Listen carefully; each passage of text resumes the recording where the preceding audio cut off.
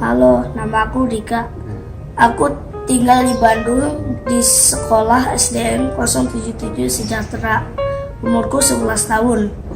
Waktu hari Kamis yang lalu, aku mengalami sakit, panas, pilek, dan batuk. Waktu sesudah pulang les, kepalaku merasa agak pusing. Aku segera mencoba tidur.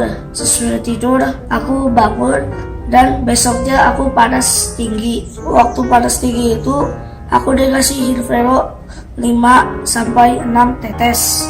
Karena batuk dan pileknya mulai keluar, sebab itulah Hilveronya dinaikkan lagi obat tetesnya. Sampai hari Minggu ini baru saya bisa sembuh. Hanya 3 hari saja saya bisa sembuh karena Hilvero. Waktu dulu saya sembuh 10 hari. Dulu saya tidak minum Hilvero.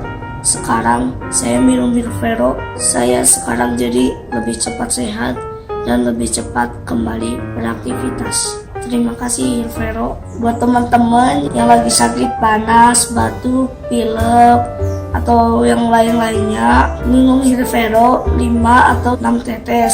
Cobalah untuk istirahat agar kalian bisa cepat sembuh. Itu saja dari saya.